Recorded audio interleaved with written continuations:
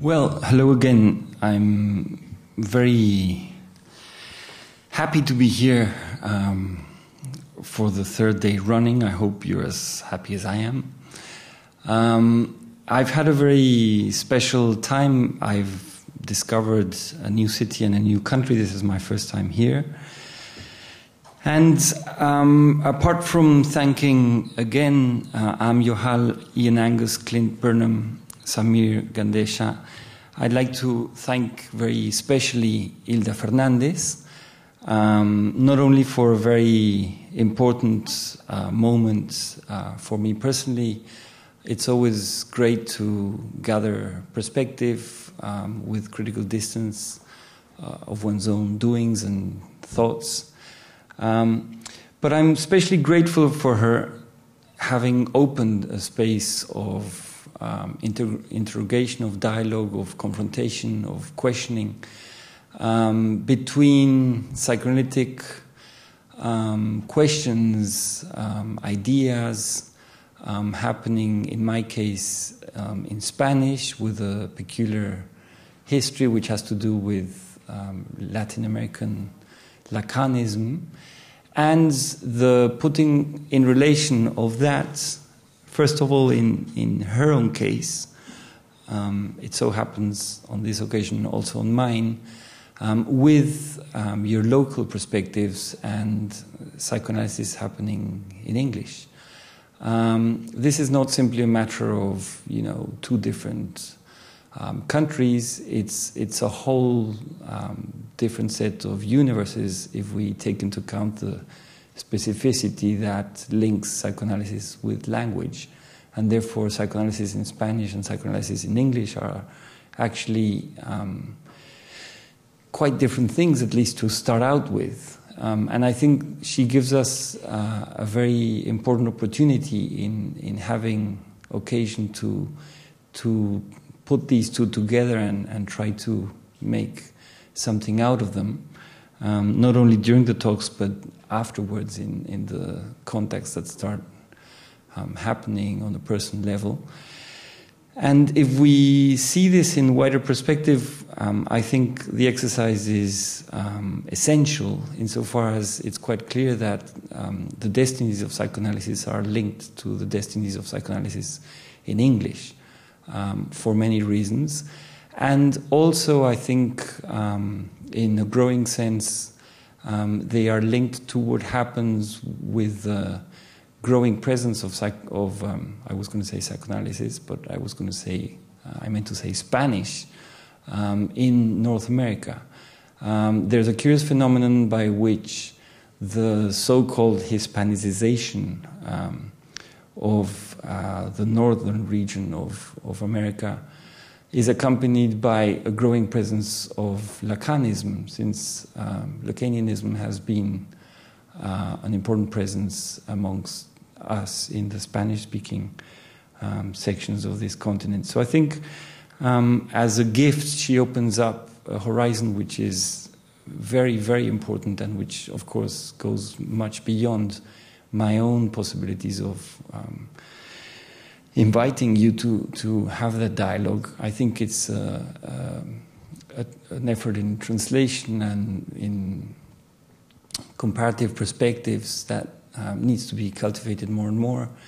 And I just wanted to mention this in order to try and make us a bit more aware of this and of the transcendence that such occasions, such initial occasions perhaps have to enhance the channels by which we could perhaps do more of this. So for all those reasons, a very big thank you to Hilda and for these wonderful days and this widening horizon that I'm left with on account of them. Thank you for being here yourselves.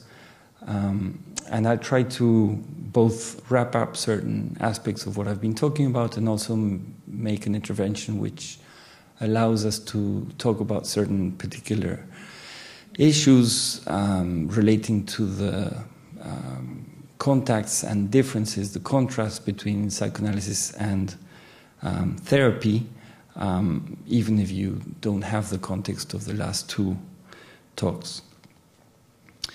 Okay, I'm going to run very briefly through some of the material that I've been through as a reminder and as an introduction in the case of those amongst you who haven't been in the last two talks. I'm talking about Lacan's theory of the four discourses. These discourses are notations of social bonds. The basic point is that each of these four discourses corresponds to a type of social link. The discourse of the master would correspond basically to those links associated with the religious and the political in general, which are, in this sense, indistinguishable from a psychoanalytic point of view, which is quite a provocative statement. The discourse of the university would be associated with science and those knowledge-based bonds. The discourse of the hysteric would correspond in the same way to art, the aesthetic sphere, and the discourse of the analyst would therefore describe psychoanalysis not simply as a so-called therapeutic exercise, but as a social bond all of its own, which is, again, an interesting and I think quite provocative and refreshing perspective if we've been thinking about psychoanalysis as a sort of caring for the other type of practice. These four discourses name matrices that give forth to possibilities relating to institutional practice, discursive formations, of course, interactions, forms of constructing subjectivity both at an individual and at a social level. In fact, there's nothing more individual than social about these discourses or social bonds. A social bond is inherently something social, but it's also something individual at the same time. Just as language, it would be impossible to think of language either as only social or as only individual, and the same could be said.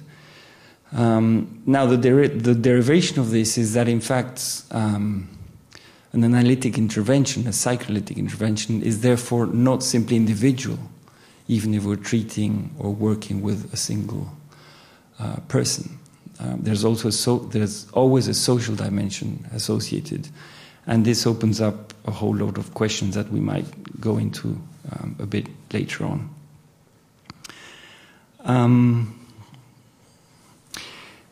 Religion or politics, science, art, and psychoanalysis are therefore not simply the names of the fields of activity or the institutions associated with these discourses, but they're actually names that refer to fields, wide fields of interaction and of social construction in human affairs. The other of discursivity, what is outside these four discourses, is psychosis. And what makes this outside is the lack of this moment of negativity that I'm... Oh, could we have the projector on, please? So you've been imagining these four discourses, I suppose. You could come up and draw them and see if what you've been visualizing is the same or not. We're just going to have to turn off the microphone for a second. No problem. They're going to have to turn off the mic for a moment so you can have the pleasure of having the images. So see you in a bit.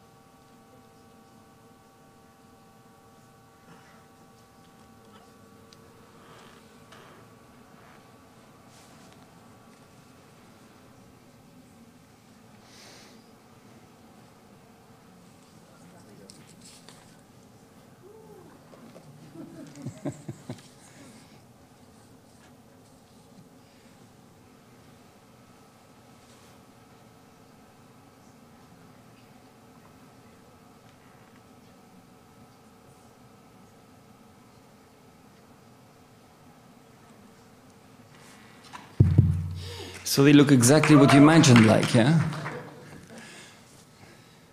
My talk started with this, so I'll start all over again, right?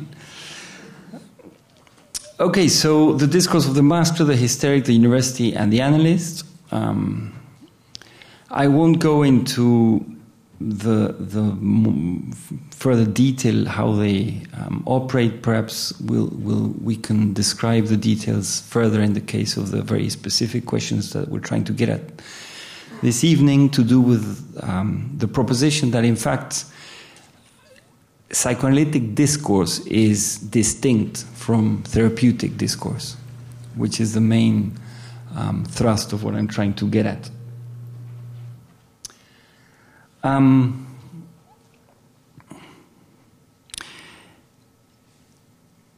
A year after introducing these four original discourses, Lacan proposes a fifth discourse called the Discourse of the Capitalist. The question is interesting because one could have well asked where capitalism fit in the previous scheme, if it fitted in at all.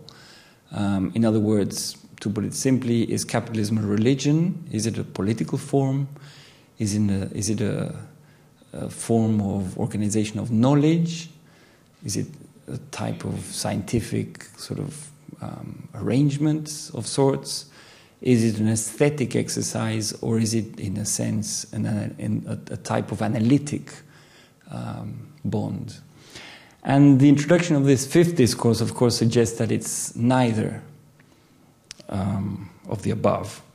And Lacan will introduce this fifth discourse as a mutation of the discourse of the master, and therefore will suggest in some sense that we are confronted with capitalism with a new matrix altogether that would perhaps give forth to new formations in epistemic terms, in aesthetic terms, in subjective terms, which is of course a theme particularly important for us clinically here, and perhaps also to mutations in psychoanalysis as such. Now, I won't go into much detail on this, but the four discourses have very precise rules of constitution originally, so that in a sense, religion, politics, science, art, and psychoanalysis in the classical, canonical sense are variations of each other. They are rearrangements of the same elements that are at work in all the other discourses, namely two kinds of... Do you see this arrow here, the cursor? Yeah, let me see if I can...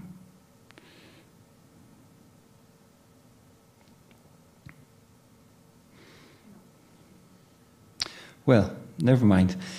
Basically, the stuff of social bonding would be made up of two types of signifiers, signifiers S1 and signifiers S2.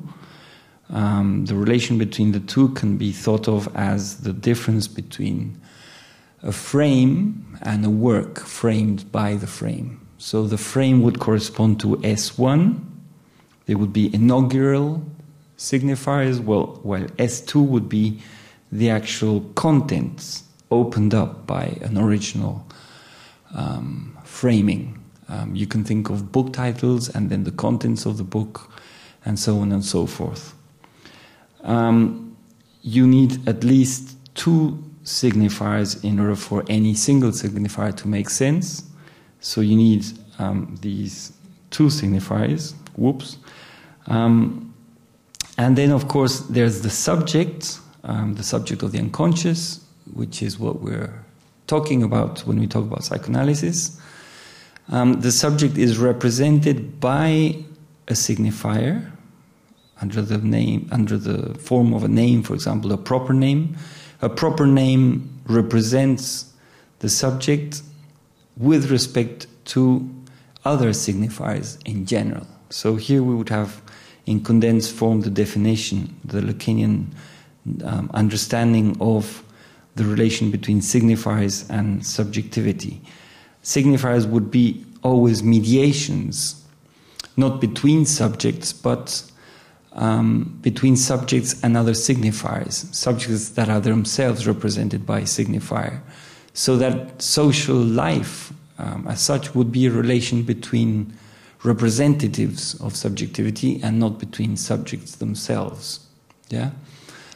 So sociality would be the dynamic of an interplay of forms of signification, traces that are in particular relation with other traces, and these traces have effects on subjects retroactively. Yeah, so that it's not the same to be called something so-and-so John if you have three other brothers called John, or if your father is called John, or if your father's worst enemy was called John. The effect that a proper name has on subjectivity is, of course, relative to the position that signifier occupies in relation to other signifiers. So the interplay would be between signifiers.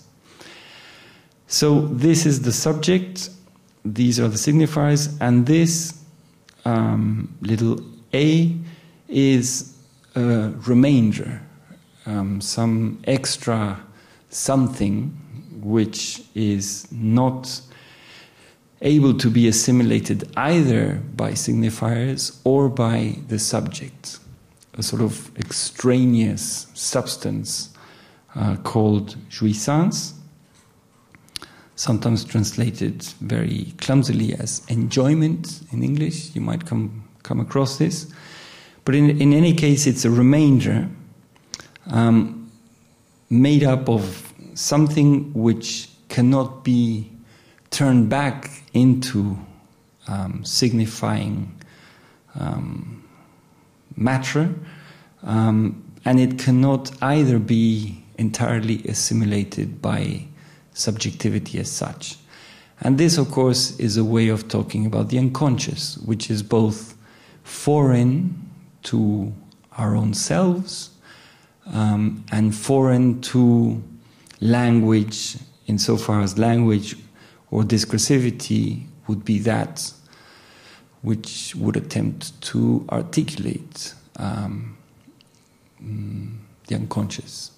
So you might have heard the formula, the unconscious is structured in the form of a language, which is a sort of a move to make the unconscious prone to a kind of analytic approach, insofar it would be legible, symbolically prone to legibility. But of course, the heart of the matter, the deepest, most fundamental portions of the unconscious would be inaccessible to signifiers as such, and that's, I mean, the ultimate power and the ultimate importance about the unconscious. So in each of these four, you have different positionings of this extraneous, very peculiar substance, which has been described as something different from the Descartian res cogitans and the res extensa. So it wouldn't be a matter of either of these substances identified in philosophy. It would be a third sort of substance which would not be, as I said, assimilable to either of these. I will go straight to the discourse of the analyst. Here, this substance is directed, vectorized towards the subject, so that the subject is confronted by this unspeakable, undescribable, unassimilable thing. And the work of analysis would be what one does with this substance, which are suffering, the original reason why one might want to go to an analyst in the first place,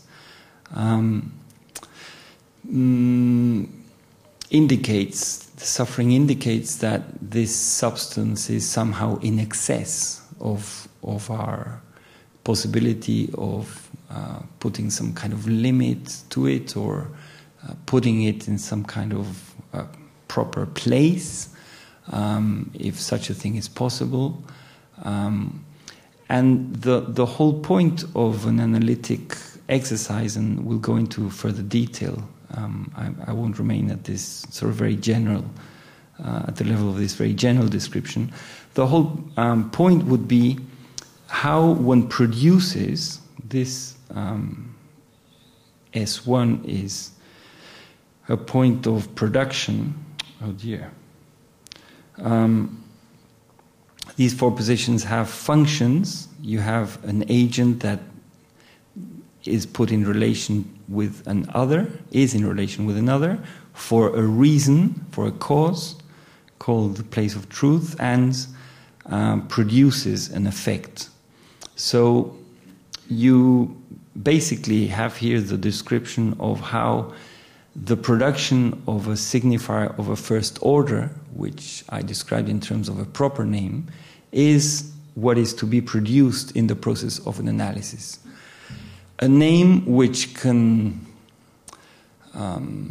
have the characteristics of sort of stretching enough, far enough, and in a manner appropriate enough for this unmanageable substance to run along certain channels which might be more favorable to your existence and to the history that is constitutive of yourself, your personal history and the legacy that you've been handed, the hand that life has dealt you, with all the circumstances that we know life is made up of. So, very schematically, an analysis might be described as parting from an insatisfaction with one's own name, the way that one is represented to others, and how others and how life sort of situates us on account of the signifier that we go around with, representing ourselves with, and working in a way, sculpting, modifying that signifier into some new signifying form, which is more effective and which allows us to circulate and live in a way more satisfactory to ourselves, and that might transform, jouissance lived as suffering into jouissance as under the form of pleasure, the form of meaning and the form of satisfaction, at least to a certain degree, at least a greater degree of satisfaction than was previously the case. Okay, so these are the four. Lacan then introduces a fifth discourse, and since he breaks the rules of constitution of these four, which basically respond to the law of what he called commutability, meaning that these four letters, as he called them, S1, S2, the subject, and A, basically go round the clock, occupying each of these four positions in the same order. So S1 starts in the position of the agent, goes to the place of the other, goes to the place of truth or the place of production. You can arrange them, of course, in different ways. But the point is that they go round clockwise. I describe this functioning as a sort of a clockwork. And, it's very elegant theoretical formulations in the sense of mathematicians talking about elegant solutions and such like. But when the fifth discourse is introduced, these initial letters are inverted. So the rule of commutability, the law of commutability is violated. And that, of course, opens a Pandora's box, which I have ventured out to open, which produces this. In other words, the question about whether there might not be simply 4, but as many as 24 possible social bonds. This is a fundamental question for our time because it's a question about how many ways of organizing and inhabiting social bonds we might have. How many possible forms for the state, how many possible institutional forms, how might we live family lives in different ways. Parental roles have changed very radically for both technological, scientific, social reasons. Same-sex partners, the question about whether or not they can or they should be allowed in terms of judicial discussions and so on, to adopt kids, to have kids. These are, of course, things that you're familiar with. But we are faced in our time very clearly by questions to do with how many forms of family life might there be, and so on and so forth in relation to each of the main kinds of social institutions that we live by. So I won't insist too much on the 24. It will take us a bit longer.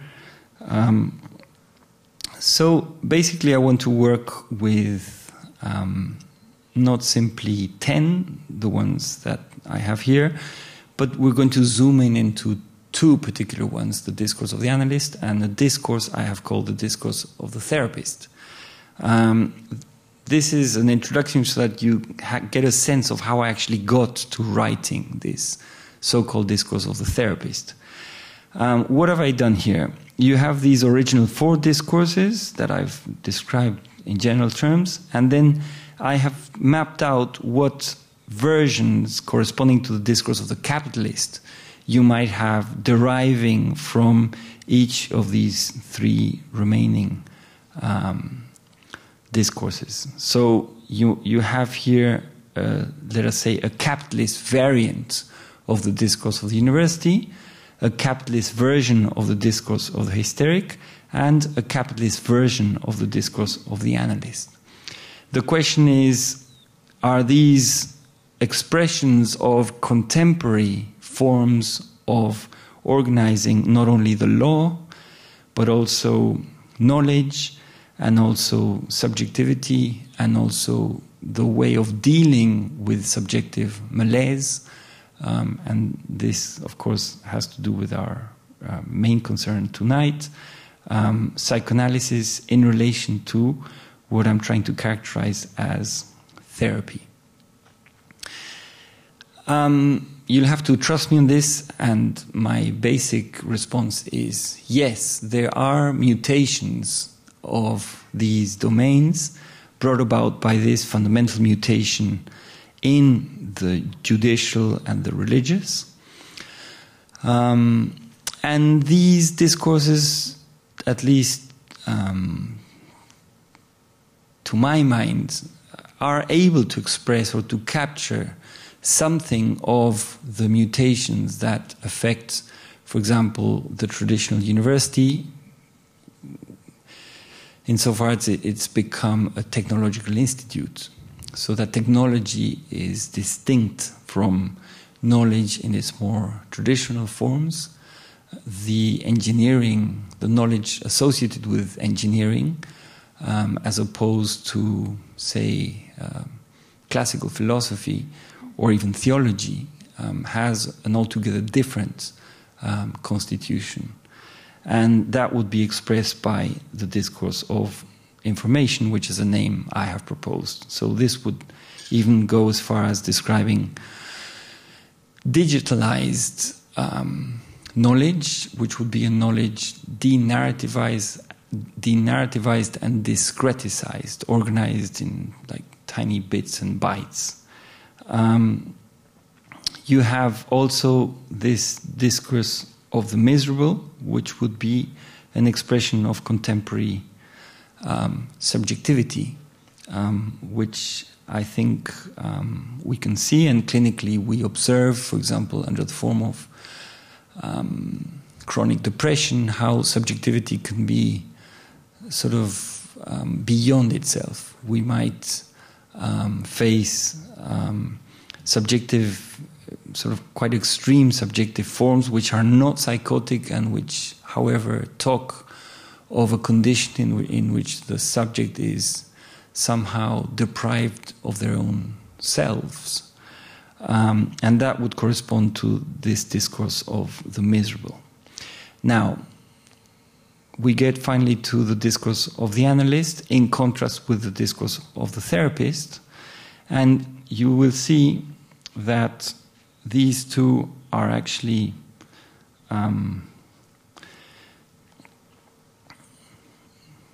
similar. They are identical rather on the right-hand side, but they are different on the left-hand side. So that here the agent is this residue, and in the case of the discourse of the therapist, the agent is knowledge. In the case of the discourse of the analyst, knowledge is eclipsed, put to the side. The analyst does not present him or herself as someone who knows, does not present himself during the session as an expert, someone who has answers, but rather as someone who puts questions, who's, let us say, ignorant, but of course ignorant in a Socratic sense. Not straight ignorant or crude ignorant, but ignorant, methodologically ignorant, if you want, informedly ignorant.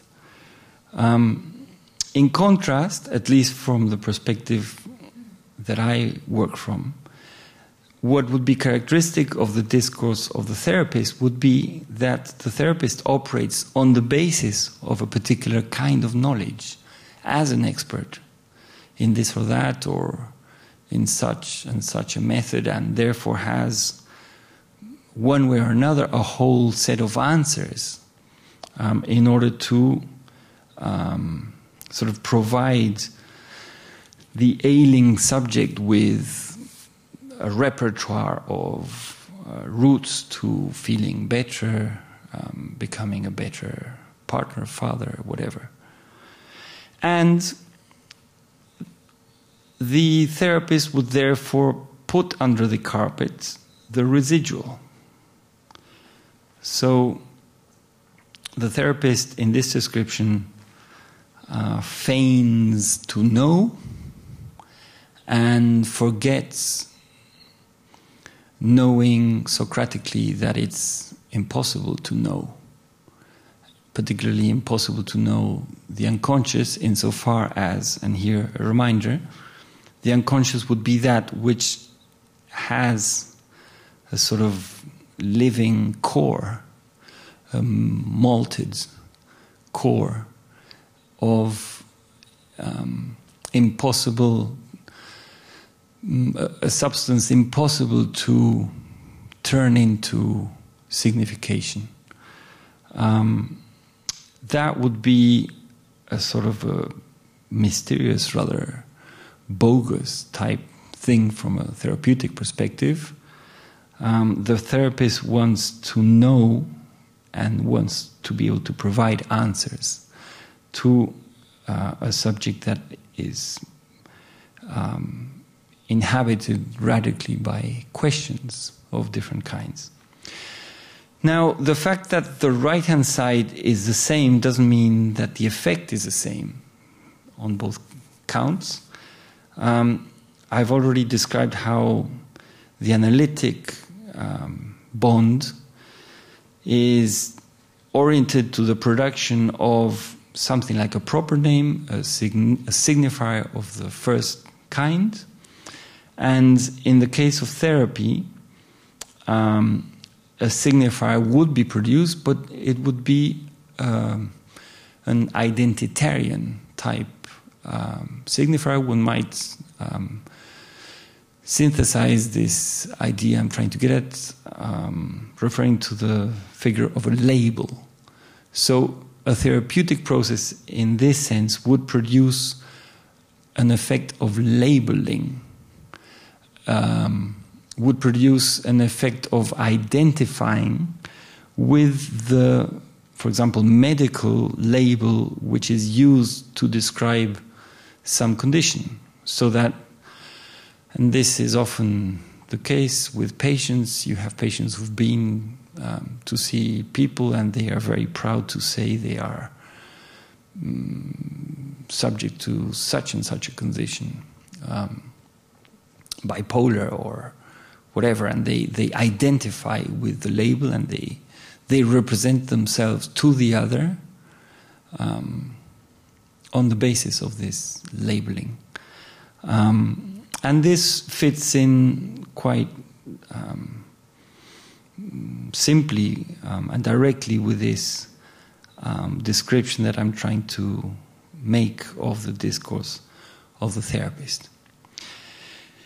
Now, I've got like 3 basic propositions that I want to put to you, and I'm going to mention already that the central text that I'm interested in working with it a bit, I will only have time to make a few indications, are the recommendations for physicians on the psychoanalytic method of treatment, which is a text by Freud, 1912, which is a very beautiful, very straightforward, and very profound, as we will see, indication of how it is that the analyst must listen if they or we will behave as an analyst during the session. So basically I'm going to invite you to reread this text in your own time after I've tried to provide a context from where to read this or reread it, and then add the provocative question about whether psychoanalysis is a form of clinical work, and I'm going to say it is not. And then finally I'm going to ask whether we might conceive of analytic practice as something which can go beyond the analytic office, beyond the consulting rooms, and therefore beyond the spatial contexts that are usually associated with so-called clinical work, of which psychoanalysis would not be an instance. Now, just to make sure I'm not sort of bungling forward with incomprehensible abstractions and such like, I'd just like to invite you to make questions or ask after certain particular points to do with this general setup. So it's an opportunity to clarify any aspect that might have still be pending after my first 2 talks, and if you're coming into contact with this material for the first time, you can also just ask some general points of clarification. That's the question about what you pointed out, the difference between the analyst and the therapist. So my listening, my sense is what you're saying is the therapist would be just reinforcing false self versus true self in terms of the label and any kind of activity that would be supporting any development that isn't rooted in the true self would be more destructive than helpful ultimately. I don't know if that's jumping in a direction that's not what you're saying. It sounds right.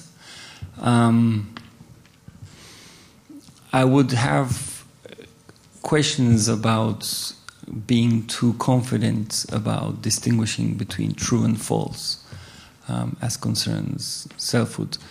This reminds me of a question which is an interesting question. What happens if a patient lies his way through an analytic session? Is lying an obstacle for a psychoanalysis? And of course it's not particularly conducive for an analysis, but in fact lying would be just as patterned by the unconscious as so-called truthful talk. And of course we know that purely truthful talk is actually impossible. We lie, first of all, to ourselves. Our memory plays tricks on ourselves. So that I think that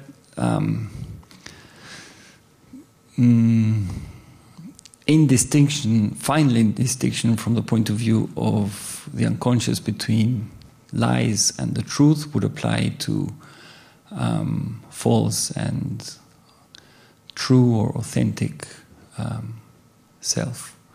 But yes, I think the general idea would be that. Yep. Thank you.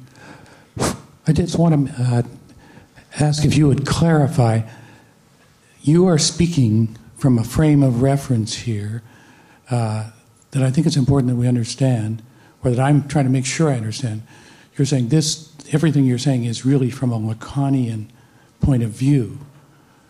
In other words, you're not talking about an analysis or an analyst who might be using drive theory, ego psychology, object relations theory, which are different theories and ways of looking at that interaction entirely, potentially.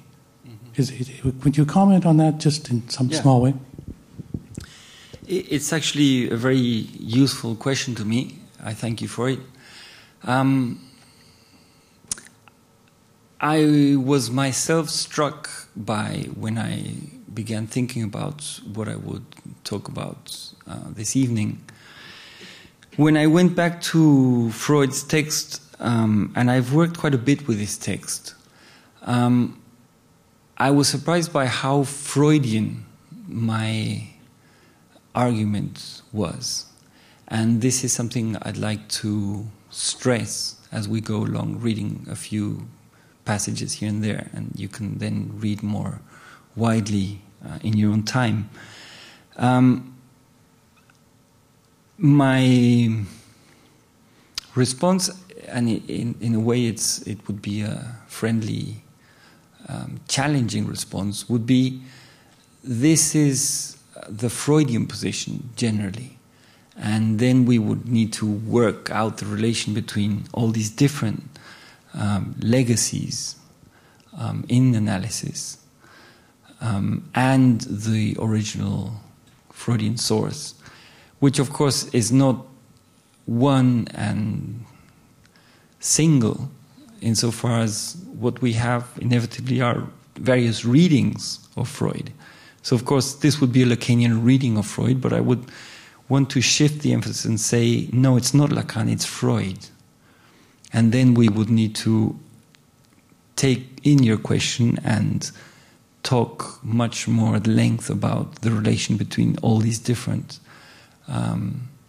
forms of reading Freud and building on the basis of Freud, or leaving Freud to the side in some cases, etc. So it's not actually an answer, but rather a replaying placing of your very question, but in relation to Freud this time rather than Lacan.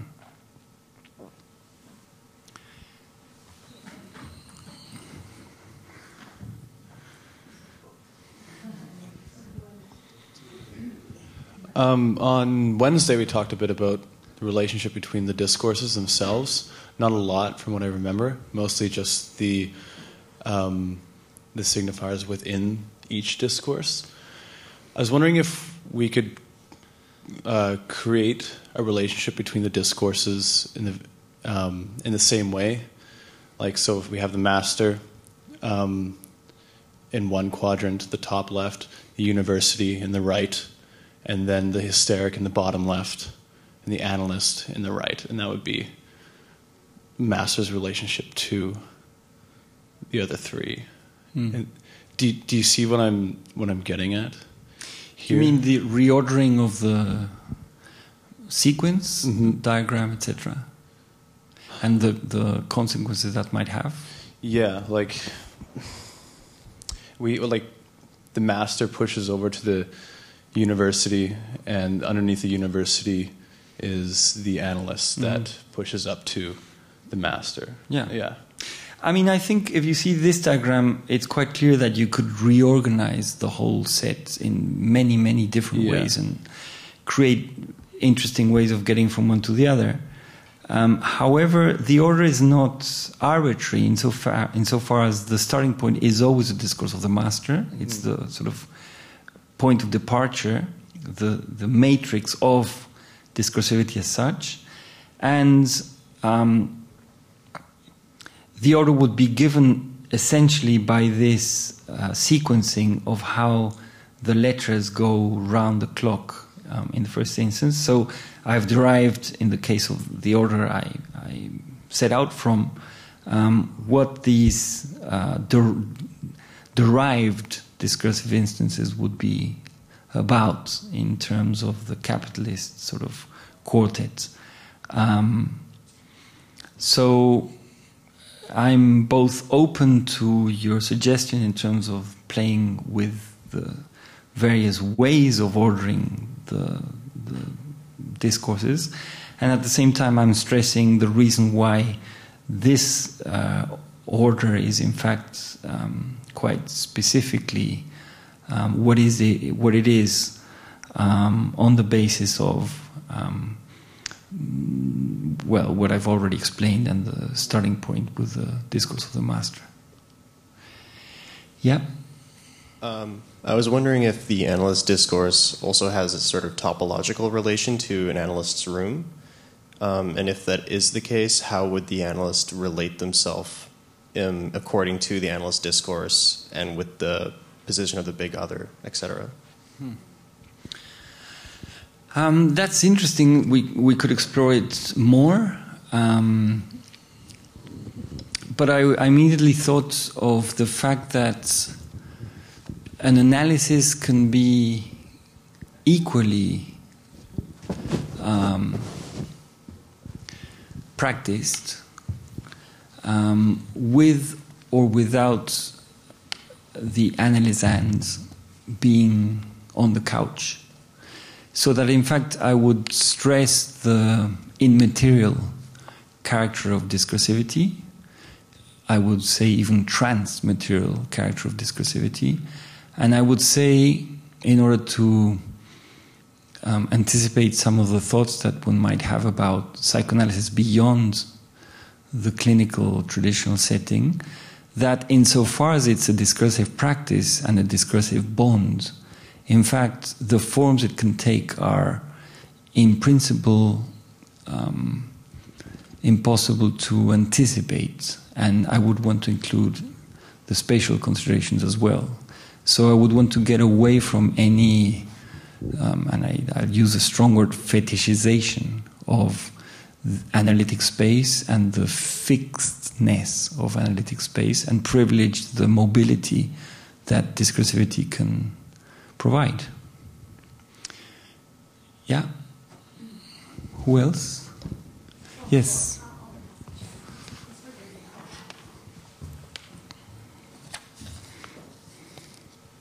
Hi. Just in regards to... I think it's off.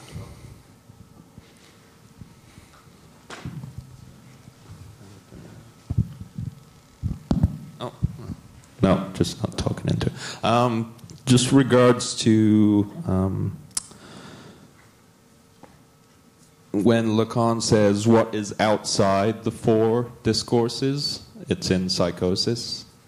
How does that relate to your new set of discourses? And the way the discourse works in the capitalist is it functions differently, if I'm correct. And then why do your other discourses function as the first discourses? Right.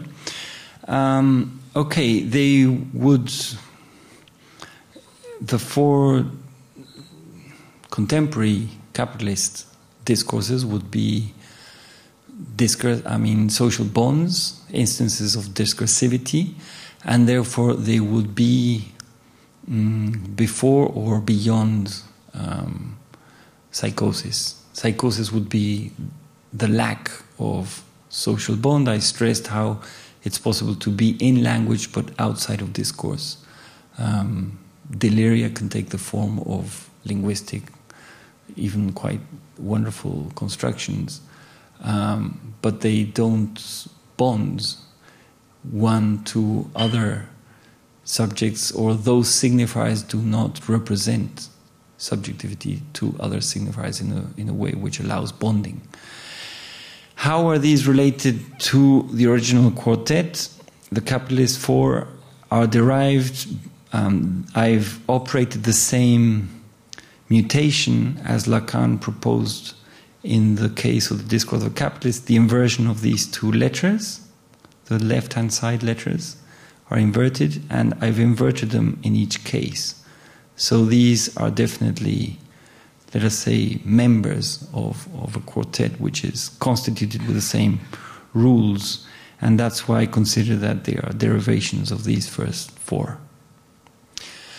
Okay, I see that there are no completely perplexed questions, and I thank you for that. I'm happy. There are questions to do with the limits of various positions and descriptions I've made. So I'm going to press on and try to deliver the goods as promised for this lecture.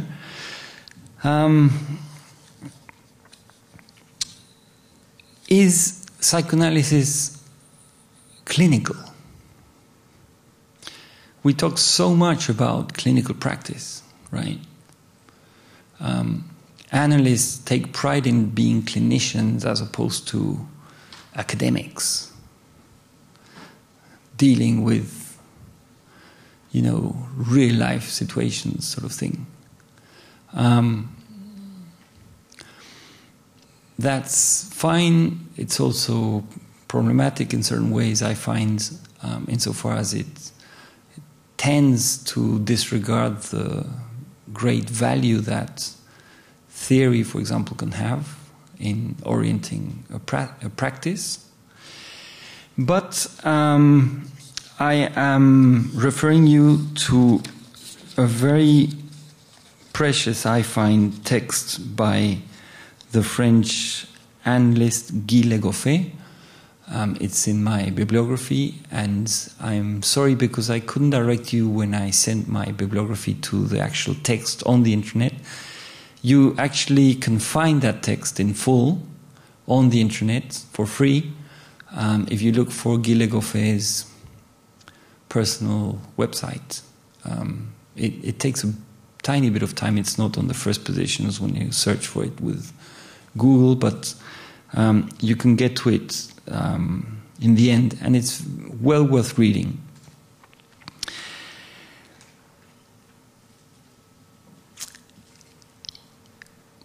You will find that Guy Legoffet basically stresses what we already know. In other words, that the clinical gaze, it's a gaze based on previous knowledge. which is sort of obvious, right? If you're going to practice clinical interventions, if you're going to diagnose, if you're going to prescribe remedies, you need to, as one says, know what you're talking about, right? If not, you're a quack, and therefore a false clinician. Which is fine in terms of one's professional, one's exigency that professional clinicians should be professional. And I don't imagine that anyone here disagrees with that. But the whole problem is that we're talking here about knowledge as a starting point. Knowledge which is absolutely fundamental if you're a medic, or if you venture out to be a therapist. I'm coming back to the discourses now. If you're a therapist, your starting point is knowledge. But if you're an analyst, knowledge has to be put in brackets, not because you don't know your stuff, but because you have to establish a relation with the stuff you know, which is, to put it in shorthand, Socratic. You don't approach the discourse of an analysand with a repertoire of answers, but rather, as I said, a repertoire of questions strategically put in order for the analysand to make his or her way through the discourse that emerges from their free associating. So the analyst has to be placed in a position which is, one could say, before knowledge. Not ignorant, but before knowledge, in that place which is a precondition for a production of signifiers, S1, that will be the basis of a knowledge whose author is the analysand himself or herself. So I like the figure, for example, of, mirrors require this so-called tain, the tain of the mirror, this sort of opaque background in order to reflect back. And that tain, which is opaque, which is the precondition for reflection, would, I think, correspond to this position that the analyst has to occupy, discursively speaking, in order for knowledge to take place on the side of the analysand. In other words, the problem with the therapist knowing or acting as if they know is that they are invading territory which, strictly speaking, analytically, corresponds only to the analysand. That is why the analyst who proposes answers on the basis of their own free associations or their own personal references are in fact momentarily taking the role of a patient.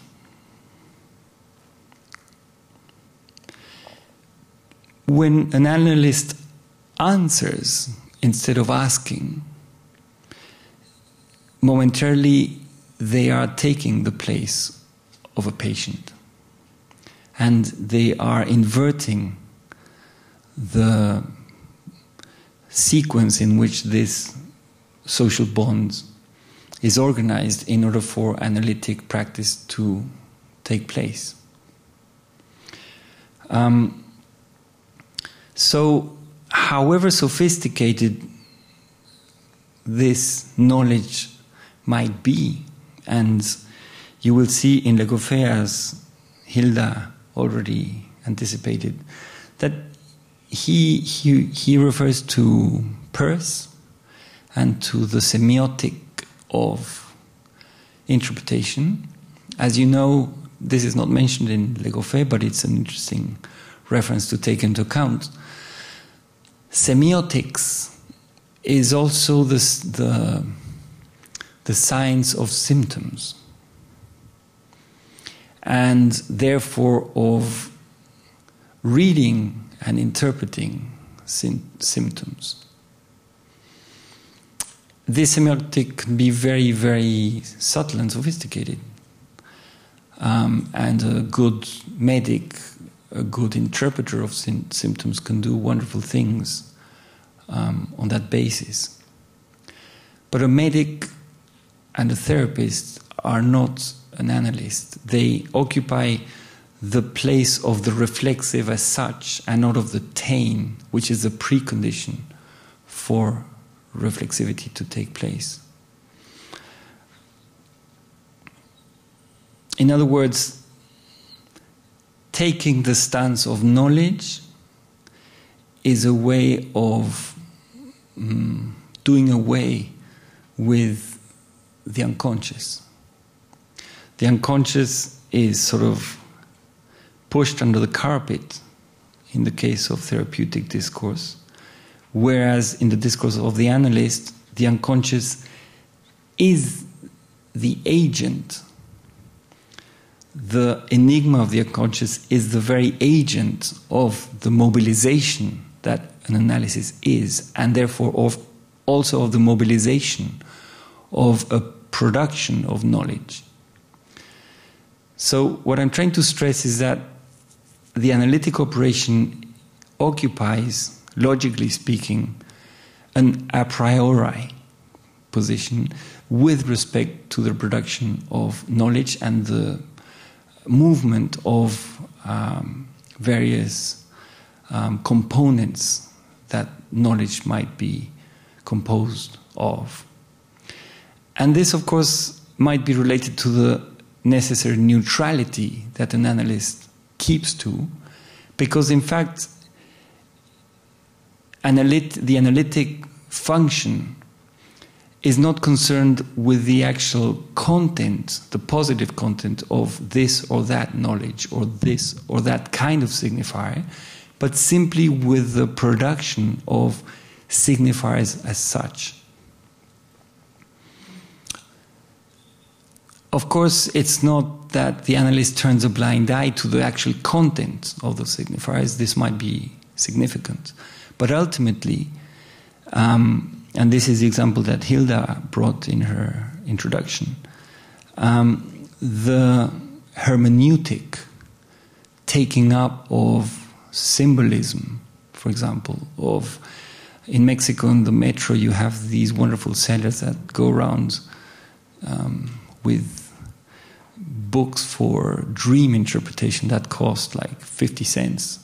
So you can find out, you dreamt that, the sea came and engulfed the whole city, and you can look up page 78 and find out what this might mean in your life. That kind of one-to-one relation, or even a very sophisticated relation between certain images, certain symbolic contents, or certain images and their so-called meanings, that is all in the space of the reflexive. And that is situated in an interior in relation to which the analyst must occupy an exterior in order to, as I said, occupy the the place of the taint of the mirror and not of the reflection itself. I'd like to put this in relation to Freud, which is a reference which is very central here to all of us in one way or another. Which leads me to my second point about how an analyst listens. How is it we must listen if we are to be situated at the point where the taint of the mirror is to be found instead of the mirror as such?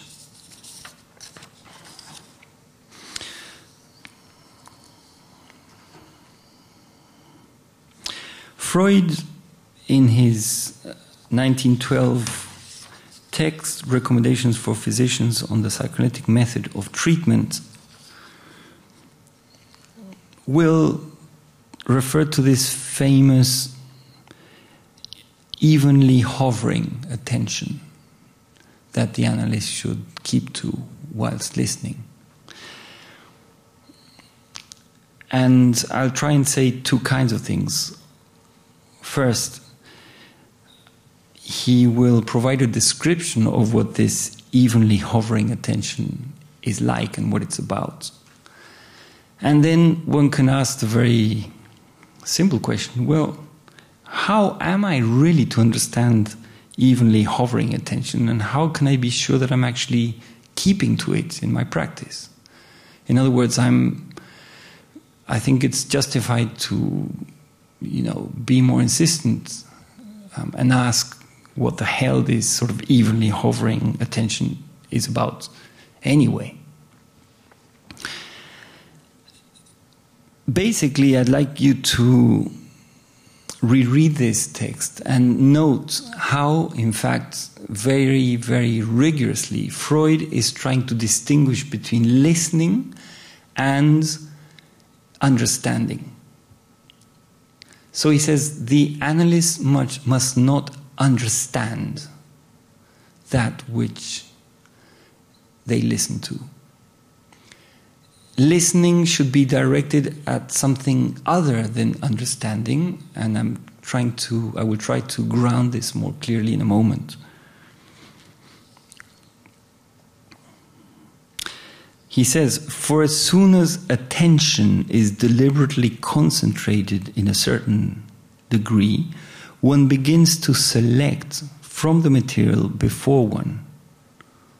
One point will be fixed in the mind with particular clearness, and some other consequently disregarded, and in this selection one's expectations or one's inclinations will be followed.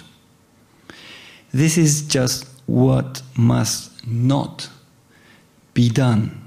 However, if one's expectations are followed in this selection, there is the danger of never finding anything but what is already known.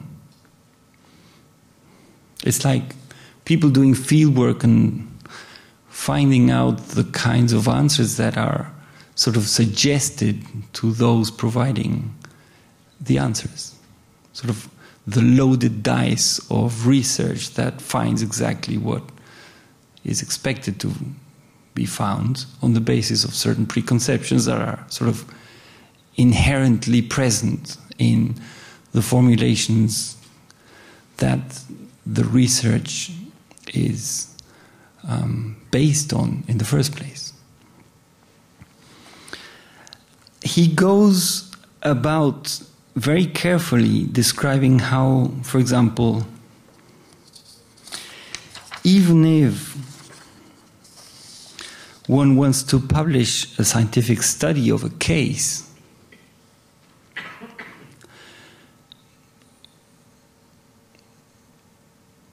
one must be very careful to distinguish the moment of research and the moment of practice in psychoanalysis. He says, for example, It is indeed one of the distinctions of psychoanalysis that research and treatment proceed hand in hand. So treatment is a type of research. But still, the technique required for the one begins at a certain point to diverge from that of the other. It is not a good thing to formulate a case scientifically while treatment is proceeding. To reconstruct its development, anticipate its progress, and take notes from time to time of the condition at the moment, as scientific interest would require. Cases which are thus destined at the start to scientific purposes and treated accordingly suffer in consequence. While the most successful cases are those in which one proceeds, as it were, aimlessly, and allows oneself to be overtaken by any surprises, always presenting to them an open mind, free from any expectations. To submit the material gained to the synthetic process, only after the analysis is concluded, is the right course for the analyst. I cannot recommend my colleagues emphatically enough to take as a model in psychoanalytic treatment the surgeon who puts aside all his own feelings, including that of human sympathy, and concentrates his mind on a single purpose, that of performing the operation as skillfully as possible. Under present conditions, the affective impulse of greatest danger to the psychoanalyst will be, and listen to this word, the therapeutic ambition to achieve by this novel and disputed method something which will impress and convince others, the patient perhaps in the first place.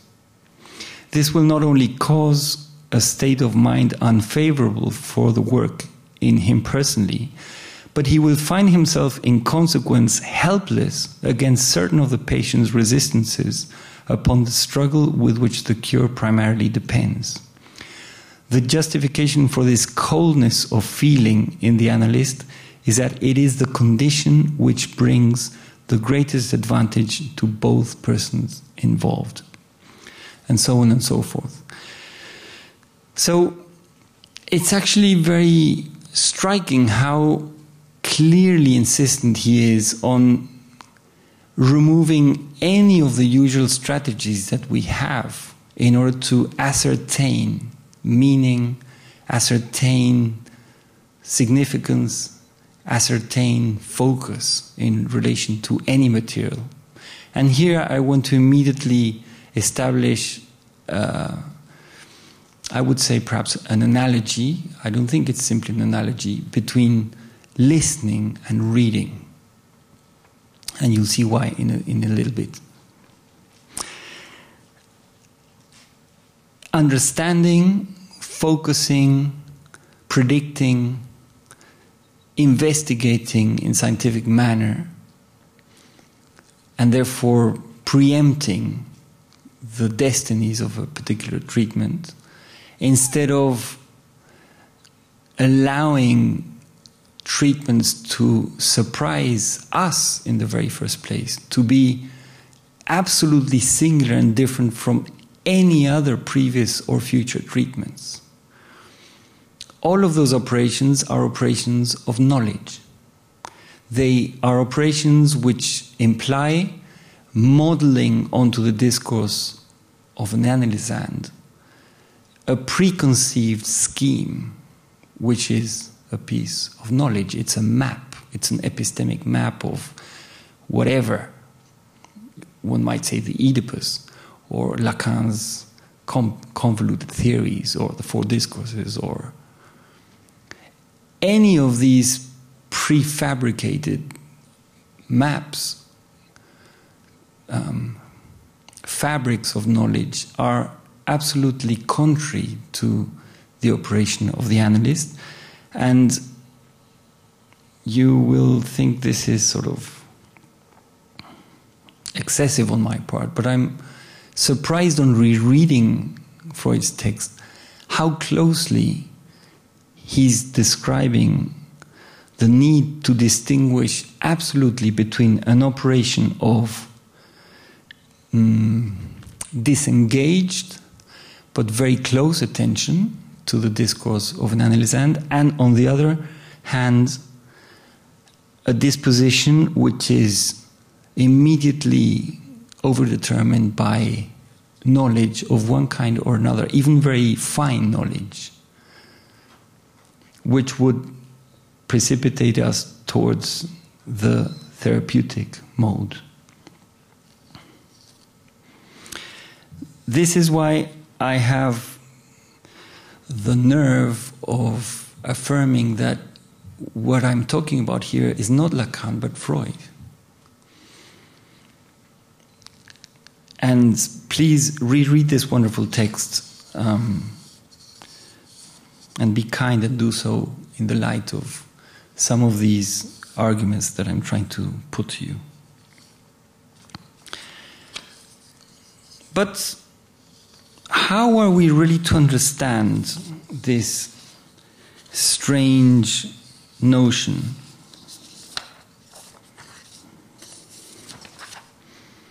of evenly hovering attention? Is it possible to be attentive,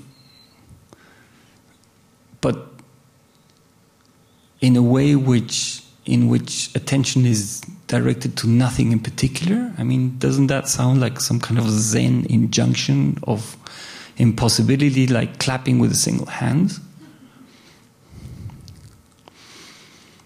I think there are many, many misunderstandings surrounding this Freudian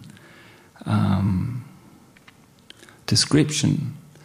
How do you describe being attentive to nothing in particular? In fact, there's an aporia there, isn't there? How do you describe the very creation of a vacuum as regards meaning? It's a problem, isn't it? I mean, it's really a challenge. How might you name this? How might you write about it? So, my suggestion to put some more articulation into this rather enigmatic Freudian formula, even though one can follow, as I have insisted, how clearly he's differentiating analytic listening from therapeutic listening. He even uses a term in the English translation. I'd like to go to the German and see what the term is there.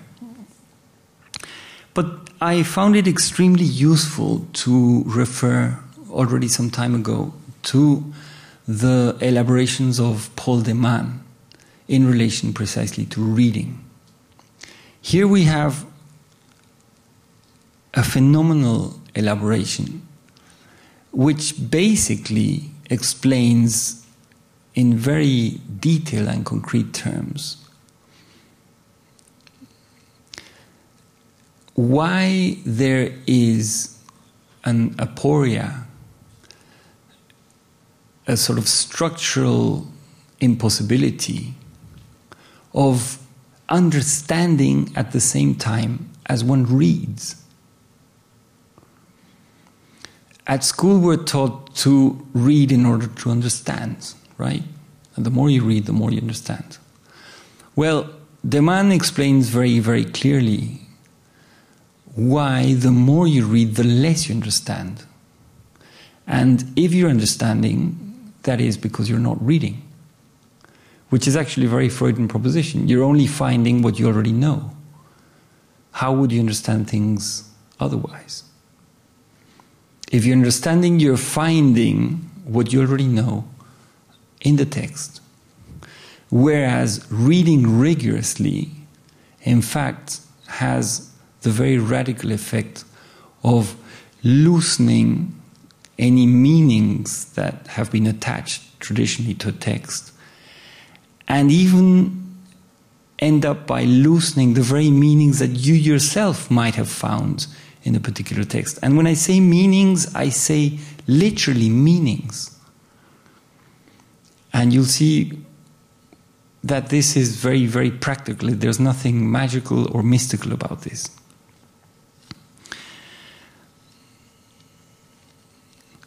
Language itself, text itself, would be modeled, would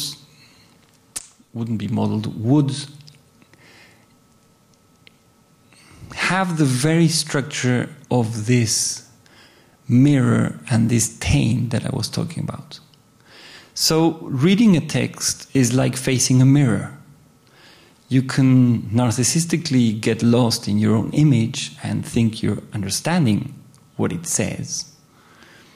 But if you read far enough, you get to the tone of the text and you'll stop understanding what this text actually says.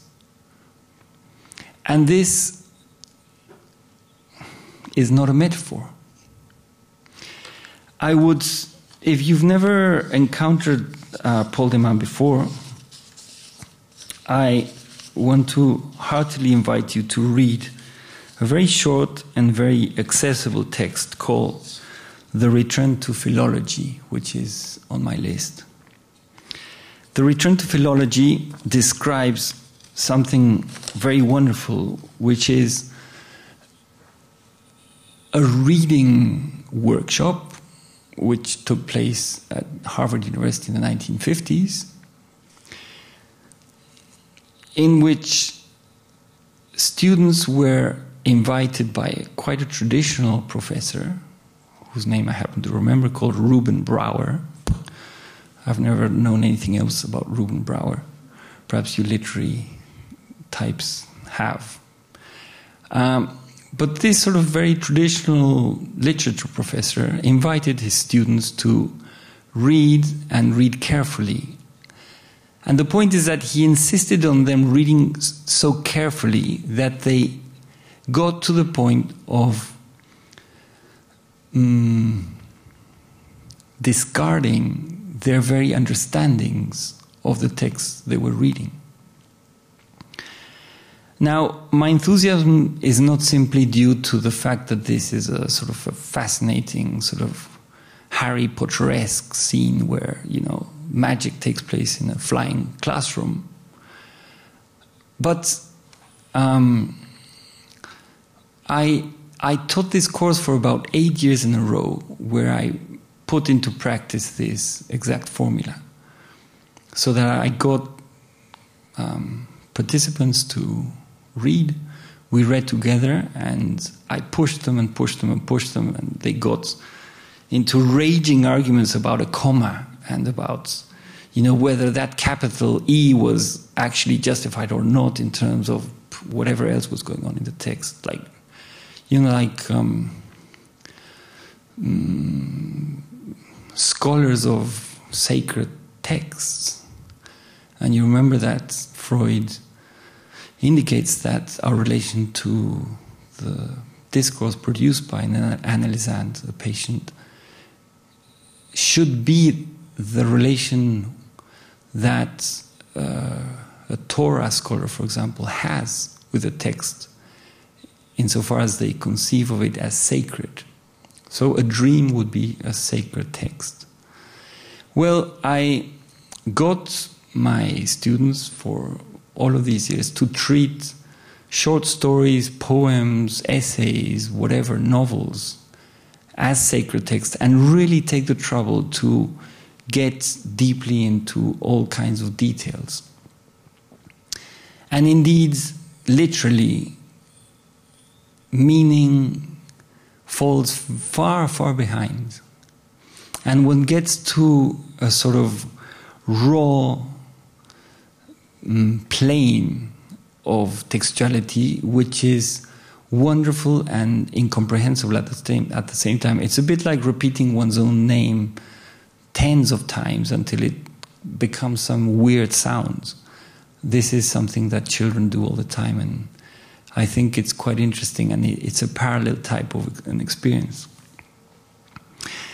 So, why am I saying all this? Because I think if one is taken by this reference, and one reads Paul de Man, and one reads why he considers that the discovery of meaning is really a form of what he calls misreading. Yeah. And there are many examples of this. Misreading is ideological reading. Misreading is normative reading. Misreading is therapeutic reading. Misreading is commonsensical reading. Misreading is a particular form of exercising power over the meaning of certain socially important texts.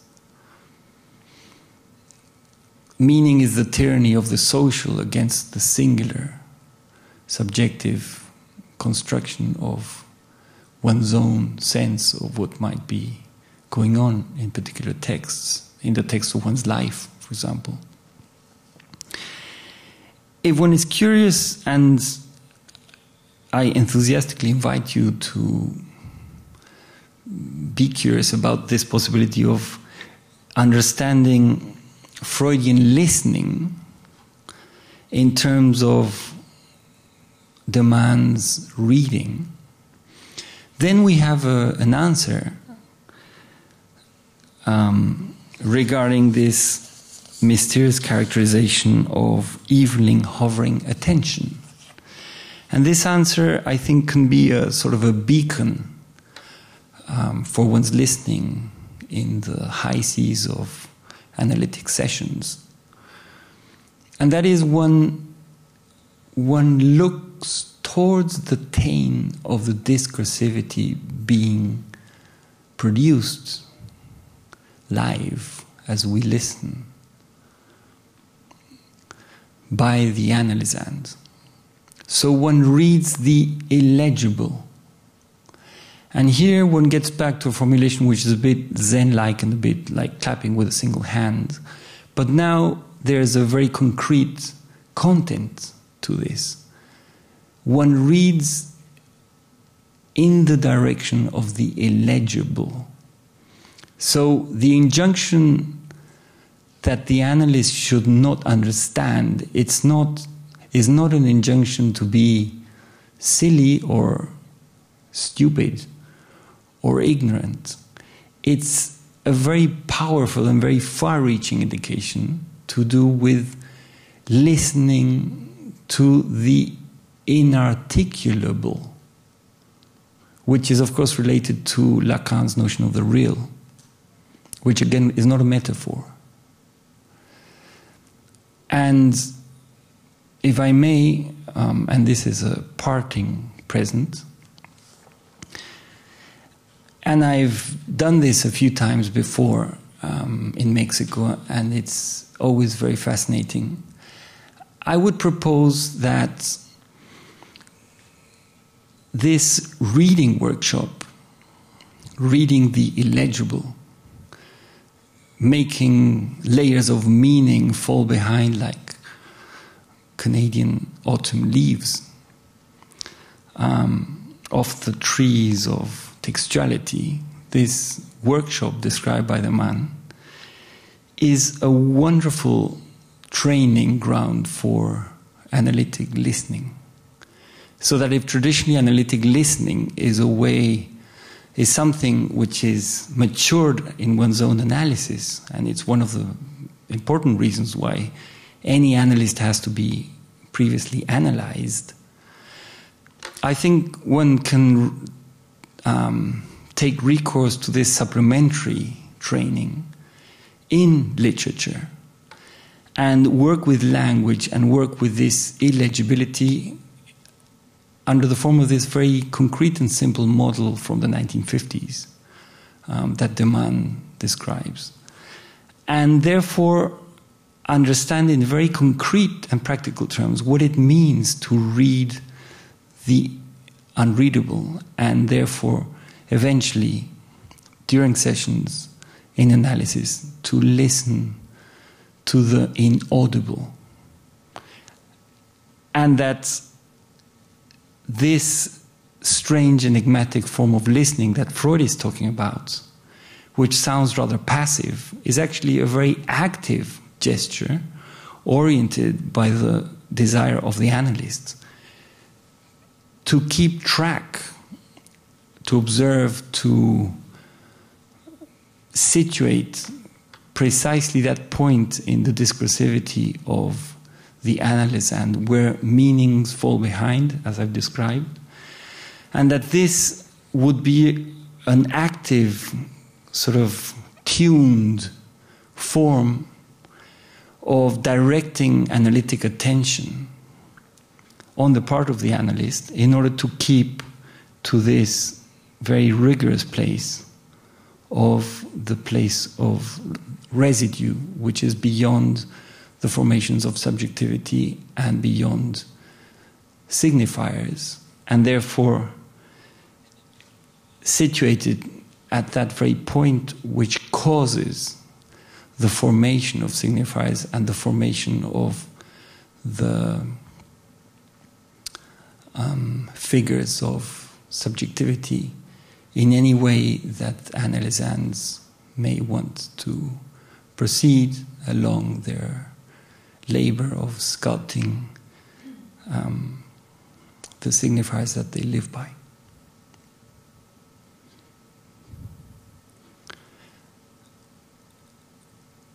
Okay, that's it.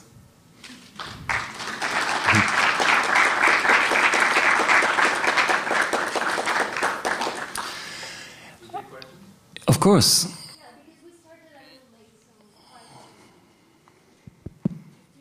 it's okay. Question? Thank you very, very much, Benjamin. I very much enjoyed your talk. I just wanted to make a little small vignette of my own, because I think the things that I noticed at the start of this meeting, when the people that were introduced who were at this meeting, it wasn't mentioned that there might be physicians here, or it wasn't mentioned that there might be psychiatrists here. And I think that that's an important kind of tragedy that's going on, that's comparable to the thing that you're describing about capitalism and the different discourses that are taking on perhaps the medicalization of society in keeping with the trafficking, in a sense, in a different kind of way. But just a little vignette I wanted to give you was just to disagree with something you said just slightly. When I was I think, second-year medical student, the clinician that I was working with said to me, as we were at the bedside of a patient, said, if you ever think, ever, that you know what you're doing, then you're going to be practicing fakery. So to the contrast what you said, that you will be a faker if you don't know what you're doing, he was saying the very opposite. And he said, you don't need to make a diagnosis. Stop trying to make a diagnosis. Listen to the patient. The patient will tell you what the diagnosis is. Mm-hmm. And remember, when you asked me the question, well, some things are physical and some are psychological, he said there is no difference. The patient will tell you what the diagnosis is. So in separating medicine from analysis, which took place at some point in the late 20s or 30s, and there's only few physicians now that seem to be interested in analysis, and analysts themselves don't seem to be interested in physicians. There's a divide going on there, which I think is a very kind of tragic thing that's happening. Mm-hmm. I just wanted to make that comment. No, that's very, very welcome. And you made me think of something. First, the massive presence of subjectivity in medical practice. And I think psychoanalysis has learned a very, very great deal about transference and about all sorts of things going on the subjective plane on account of the presence of subjectivity in medical practice.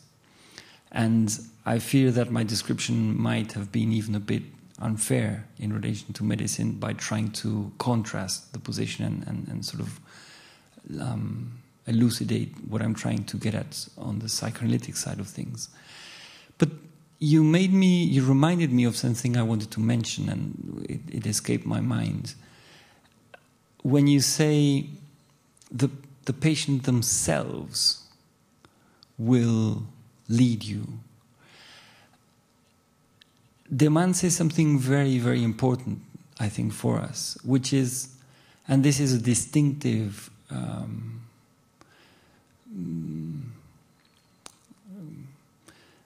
trace of his work. He says, texts deconstruct themselves.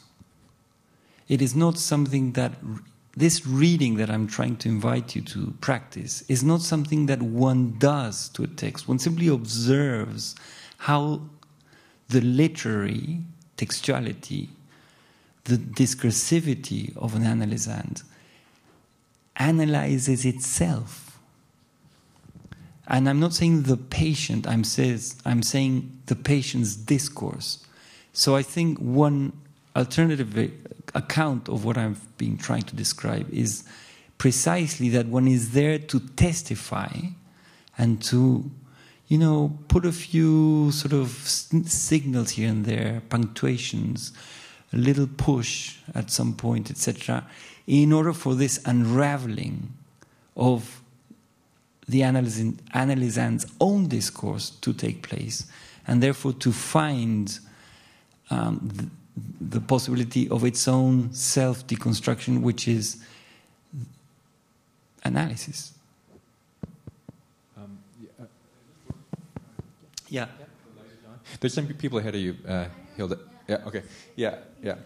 I'm going to pass it over to Wayne and over there as well. Okay. Yeah. So and then Wayne and then Steve and then Hilda. I really liked the Paul Deman reading that you gave us today, and it was good to go back to that.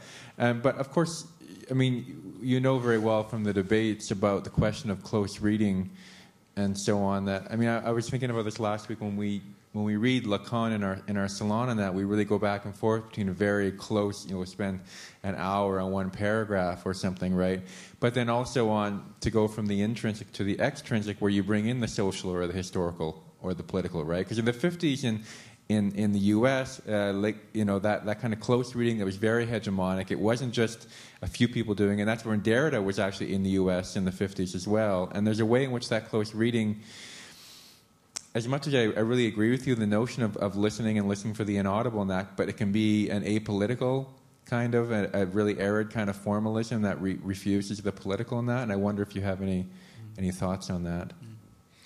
Yeah, well, that's a big one, isn't it? I mean, the relation between psychoanalysis and politics in the end.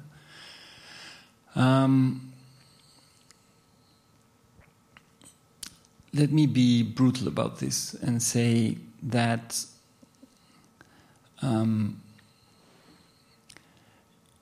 psychoanalysis would be situated not on the register of politics, but of the political.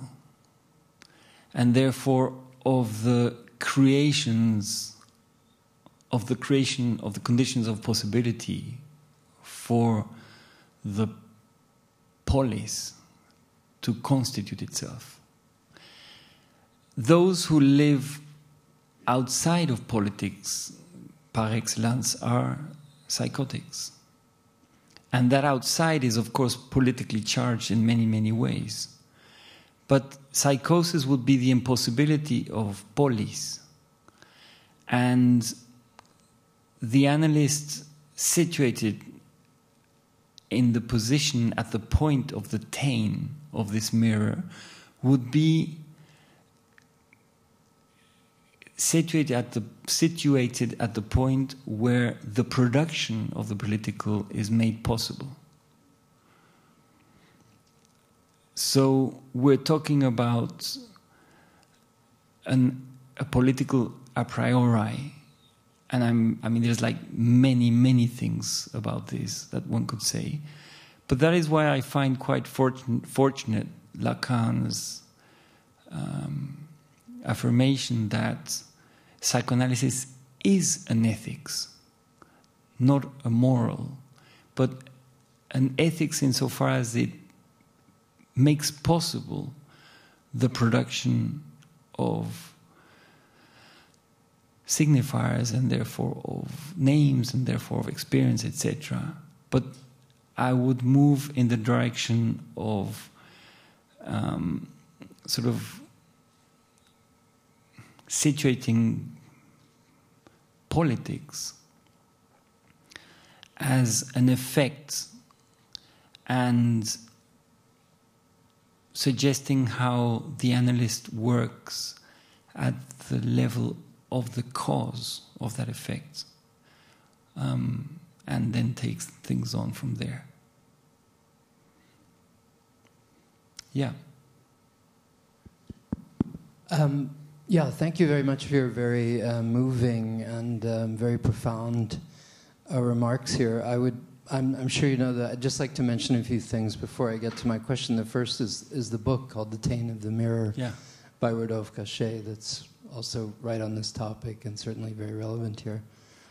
And the second is the relation between your description of listening to what Heidegger calls Gelassenheit, letting beings be, a kind of phenomenological listening that attends to the emergent and tries to hold back prejudice, presupposition, expectation in order for the emergent to emerge more fully. So these references, I think, can easily be tied in here. At the same time, as your description I found very, very convincing and very moving, I also found it very troubling because of a dynamic that I'm sure you'll recognize when I describe it to you in a minute, and that is, the role of discipline in both the speaker who wants to know and the speaker who doesn't want to know. At a certain point, I have this from my own teaching experience. The more I try to convince my students that actually no, they really don't know, the more they want to know, and the more I'm in the position of insisting, no, they really don't know. And so there's a moment of disciplining oneself and the other in terms of the limit of the knower, the limit of the knowledge, that becomes itself a kind of dogmatism in a way, right? The dogmatism of unknowing versus the dogmatism of knowing. And it seems to me that, especially with the little a, this remarkable substance, as you described it, or dynamic, as you could imagine it, it would tend to unsettle both positions, it would seem to me, and would lead you necessarily to a kind of, for me, this is the meaning of the hovering, which is so brilliant in Freud's description, a permanent suspension, a permanent ambiguity between and across the knowing and the unknowing that drives the investigation further. So it seems to me, at some point, one will be forced into this ambiguous position where this tension needs to be preserved. I wonder if you'd comment on that. Yeah, I really appreciate all of your comments. And basically, I would point in two directions. The first is to say that there is no guarantee that what I'm calling therapeutic discourse is only psychotherapies or, to come back to this earlier point, sort of non-Lacanian psychoanalysis, and that I'm here like invoking the dogmatic position that, this is the real stuff and everything else is just therapy. Nope. That dogmatism that you're describing is very observable amongst Lacanian psychoanalysts also. And very clearly, and I think this is exactly where Hilda yesterday pointed out, the risk that this sort of modelic work around the four discourses can take on the quality of a new sort of master discursive function.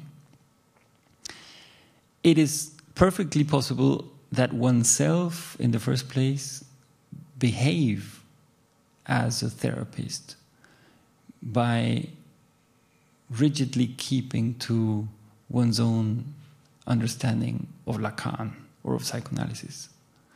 So I think what I'm trying to get at here is equally relevant for all of us regarding of where we might stand in relation to all these various implicit or explicit positions. That's the first point. The second point is that, and I couldn't go into this now, I did only very partially during the first day. I'm trying to describe these two other discourses I've called the discourse of subjectivity producing deconstruction and institutionalizing, institution producing deconstruction, which would be the second one, as instances in which knowledge is sort of eroded by this peculiar jouissance substance, the little a. I think, in fact, to perhaps be a bit clear on this in shorthand, psychoanalysis is tremendously important to Derridian deconstruction, to the point that, in fact, I understand there are more references to Freud than to Heidegger in his work, and he's considered a sort of a Heideggerian philosopher, so-called philosopher. So when he interrogates psychoanalysis, and he does so at various places, importantly, I think what he's interrogating is psychoanalysis turned into therapy. Psychoanalysis turned into a knowledge. And the operation would be precisely to, and here I'm tempted, I don't know the English word for this. In Spanish, we talk about a soplete, which is this apparatus which produces a very powerful flame that is used to melt down sort of various things when you install tubes and water tubes at home. Do you know what that's called in English? Welding torch. It's not the welding torch as such, which is flame torch. I don't know, perhaps I'm just, but I have this image of this flame torch. The small a is a flame, like a very powerful flame torch, which burns through any instance of S2, of knowledge. And this, I think, accounts for a counter-dogmatism which I would want to make us more aware of, which, and this is, I think, the extraordinary thing, can be, and this is a paradox, or at least it sounds like a paradox, it can be instituted. And in a conversation with Hilda, she said, well, I'm like looking for the various forms in which one might conceive of the Lacan Salon itself as something which keeps away from any hardening up of positions. Yeah. And I think, this is a problem that I've faced at the institute that I work in. And the whole point is perhaps to map out the social bond that articulates that institutional project precisely as one of these, both of these social links, which are in a peculiar relation with each other, like it's undecidable when one is keeping to one and when one is keeping to the other. But in any case, as far as psychoanalysis is concerned, and the dogmatism in psychoanalysis, or in therapy. I think we might conceive of this critical relation, this radical critique that comes from deconstructive discursivity, with this fire torch, directed at knowledge, when that knowledge becomes directive of whatever it is going on in or outside a psychoanalytic session. Thanks for your points, very, very valuable. Is it on? Okay. Yep. I was wondering if you could briefly elaborate on the technical relation between listening, scansion, and the quilting point. Yeah.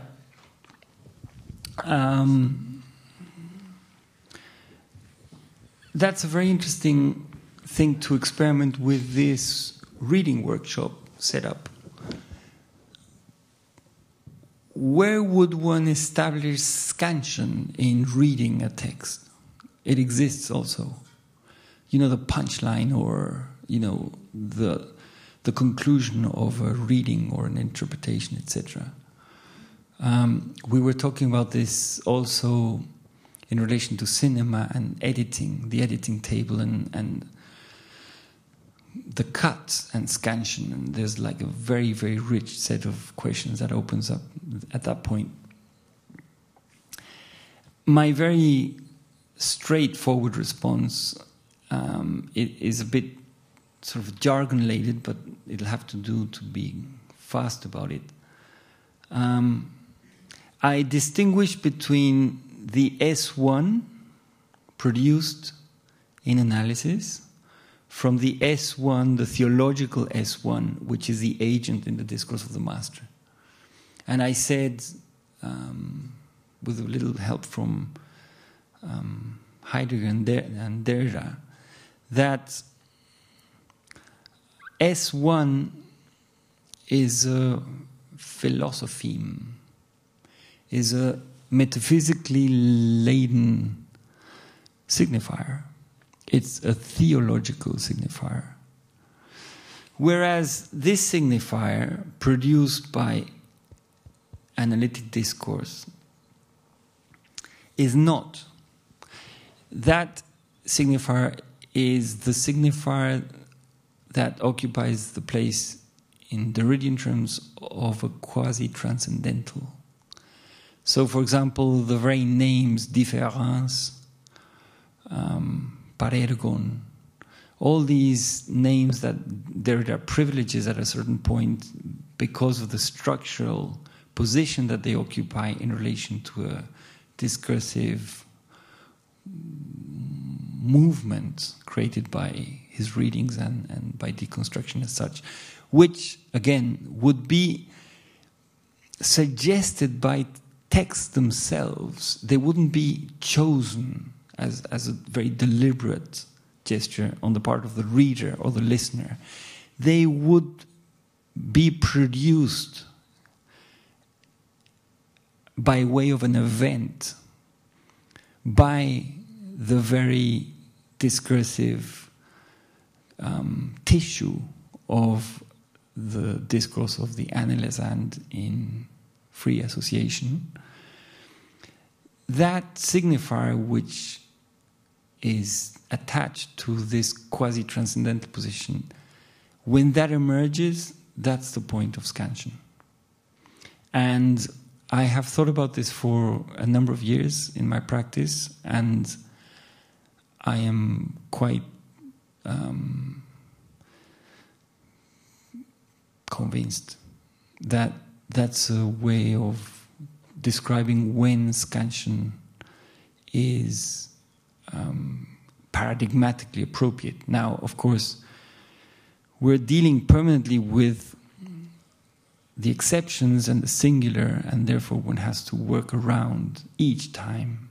One has to wade through the session with the uncertainty that we were just mentioning in the previous question. But that would be, for me, the sort of honest answer that I can give. And I think one can put that to the test in a reading workshop, which has the advantage of not sort of doing this onto a patient when one is learning still, and it's better to mess up with a text than with an analyst and write. I just want to make two quick comments and just a question. When you are talking about the way the analysts listen, I just want to point out that that has a cost for the analyst in the sense of erasing his or her own subjectivity, and in change, she or he is giving nothing, right? And I just want to kind of relate that with the cost of the session, right? You are charging the analyst for giving him nothing, right? And that cost, because, no one gives you nothing the same way, right? Also, I wanted to point out about the political that Clint was asking. For me, the very act of kind of that erasing your narcissism, your knowledge, I think it's in a way political because it kind of puts you out of the exercise of power. But I understand that you were more asking about the politics, but I just want to mention that. And the question is, I think you mentioned a little bit in this institutional thing, what was your proposal about when to take out of the consulting room the analysis? Right, yeah. You spare another hour, please? No. Yeah, thank you. I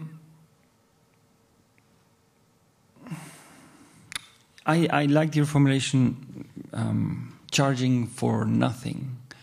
And what I've tried to do is to make that nothing, describe it in terms of the enormous activity it actually entails.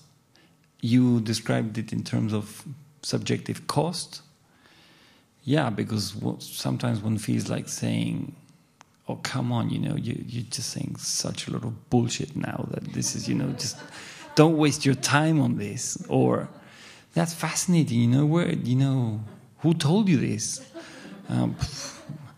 And there is a sort of Zen aspect to this about the training of the analyst and the differentiation between one's subjectivity and one's function, one's role as the analyst occupying that place.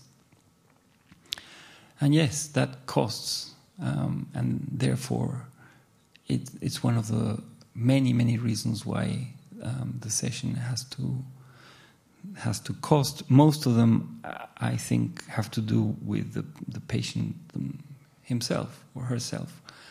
The need to neutralize debt, transferential debt towards the figure of the analyst, and therefore pay in order for this debt not to accumulate under the form of love or indebtedness, moral debt, which is awful. And of course the cost of the session has to be, I think, defined on that basis, and also on the basis how much of an effort does it entail for the analyst to keep to the analytic position. Some cases one finds more difficult than others, and I think it's important for the analyst not to feel that a debt is created because they've got to put up with stuff that they find really hard, and so there's a very complex thing. One could talk for a long time about psychoanalysis and money. Now, to go straight to the outside of the consulting office question, I think it's quite clear that since it's a discourse, that since psychoanalysis here I've been talking about as a discourse and not some kind of a peculiar practice, and taking into account what I began mentioning regarding how discursivity is no less individual than it is social and vice versa, then in principle there is nothing that ties analytic discourse to a particular setup.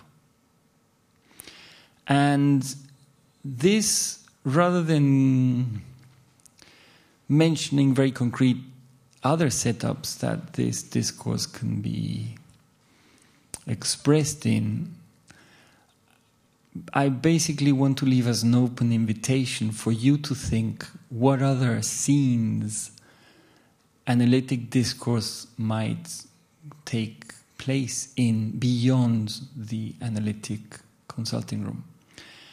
However, in order not to give you the feeling that I'm just loading you with the work, I want to give two examples. I wonder whether I can get internet going here. I tried a while ago and it didn't completely work. In order to give you one of my examples.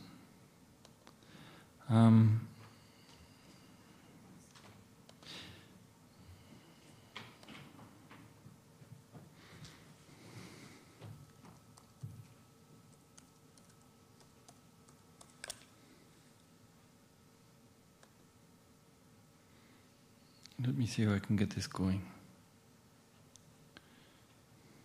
Yeah, it's thinking. I'll start with the other example. At the Institute, we had a young analyst who... Thanks. Very good. And she had done our 2 years of critical theory and psychoanalysis in her studies, and she got to the point when she had to produce a final project, which we have happen over one single semester with a preparation of another semester before. And she came and lived in Villahermosa, Tabasco, which is this Mexican state on the Gulf, which was 80% of it was underwater with these terrible floods, something comparable to New Orleans and all of that. But the whole 80% of the entire state was underwater. And she was like trying to do her work at home while all of this was going on. Her house was not affected, but of course she knew loads of people who were going through all kinds of trouble. And as you can imagine, her readings rapidly began to lose any sense at all in relation to, what was actually going on. So she had the strength to assume that, in fact, it made absolutely no sense to continue working on what she'd prepared the previous semester, and that she really had to get involved in what was going on for all kinds of reasons. So the first thing she did was she put on her green sort of robe, what she'd been taught to use as a psychologist. She'd done a degree in psychology.